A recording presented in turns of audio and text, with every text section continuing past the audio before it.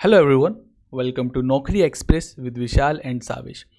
So guys, DSSB MTS post code 803/25 के सिर्फ आप लोगों के पास 15 दिन बचे हैं, यानी कि 25 जुलाई 2026 से आप लोगों के एग्ज़ाम स्टार्ट हो जाएंगे।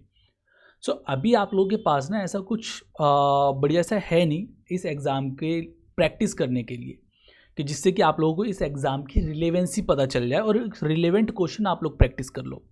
सो उसी के रिगार्डिंग मैं एक संकल्प सीरीज़ लेके आया हूँ, ठीक है, जिसके अंदर मैं टोटल आप लोगों को PYQs करवाऊँगा, ठीक है। वो सीरीज़ आप लोगों की रीजनिंग की भी चलेगी और क्वांट की भी चलेगी for DSSB MTS 803/25।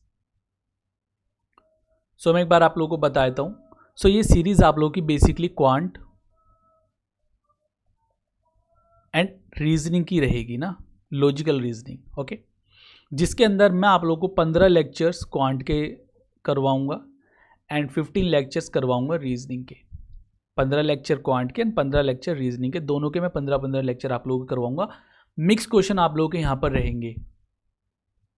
So mix question से होगा कि आप लोगों को एक रिलेवेंसी पता चल जाएगी, आप लोगों को पता चल जाएगा कि एग्जाम में किस किस तरह के क्वेश्चन रहते हैं। और बेसिकली हमारे जो कॉम्पिटिटिव एग्जाम्स होते हैं उसका आधार ही PYQs रहता है, मतलब कि PYQs से रिलेटेड ही आप लोग आप लोगों को एग्जाम में वो क्वेश्चंस डालता है। तो अगर आप लोगों को PYQs पता चल जाए कि अच्छा है भाई ये क्वेश्चन पूछ जा रहे हैं, इस टाइप के क्वेश्चन पूछ जा रहे हैं, अब क्वेश्चंस तो चेंज नहीं कर सकता ना, कंसेप्ट तो चेंज नहीं कर सकता, बस वो वैल्यूज चेंज करेगा।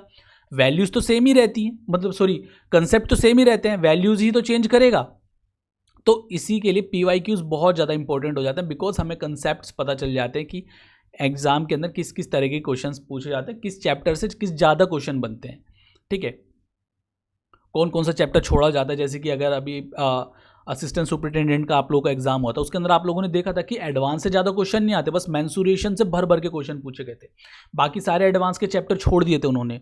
तो इसी तरीके से PYQs बहुत ज़्यादा इंपॉर्टेंट हो जाता है आप लोगों के लिए, कि आप लोगों को रिलेवेंसी पता चल जाती है। और किसी भी एग्जाम को क्रैक करने का यही तरीका रहता है कि आप लोगों को पहले PYQs पता होने चाहिए उसके, कि एग्जाम के अंदर एक्चुअली पूछा क्या जा रहा है। बिकॉज क्वांटिटेटिव एप्टीट्यूड अपने आप में बहुत ज़्यादा बड़ी है ना, बहुत सारे चैप्टर्स आए थे लास्ट डेज के अंदर।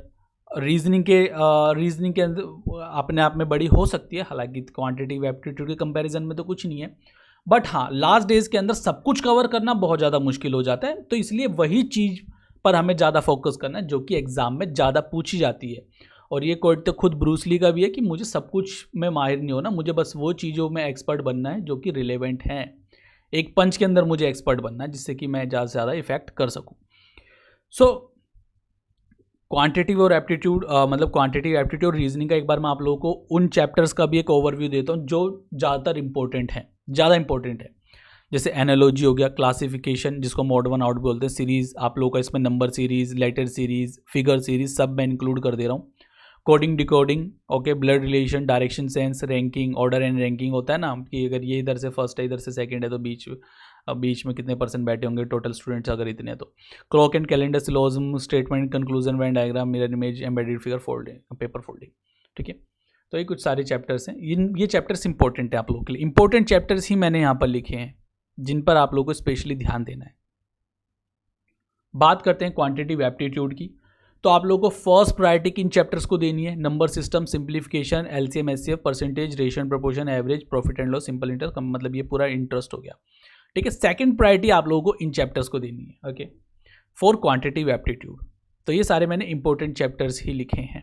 अगर आप लोग के पास नोट्स बने हुए हैं तो आप लोग अलग से इन सारे चैप्टर्स को प्रायोरिटी दे सकते हो। बाकी मैं आप लोगों को मिक्स क्वेश्चन की प्रैक्टिस तो PYQs मतलब करवाऊंगा ही इस चैनल पर, ओके। एक लेक्चर आप लोगों का शाम को 7 बजे तक आ जाएगा अपना रीजनिंग का, ओके। इसी तरीके से मैं आप लोगों को 15 लेक्चर डिलीवर करूँगा। सो डैट्स इट गाइज। कुछ डाउट हो तो आप लोग बता सकते हो, कमेंट में लिख सकते हो, है ना। चैनल को अगर आप लोगों ने सब्सक्राइब नहीं किया तो चैनल को सब्सक्राइब कर दीजिएगा, इस वीडियो को शेयर कर दीजिएगा, ताकि मैं आप लोगों के लिए और इन्फॉर्मेटिव वीडियो इस तरीके से बनाता रहूँ। बाकी हाँ, जो अपनी PYQ सीरीज़ है वो आज से ही स्टार्ट हो जाएगी, आज से ही मैं आप लोगों को लेक्चर डिलीवर करना स्टार्ट कर दूँगा। Take care guys.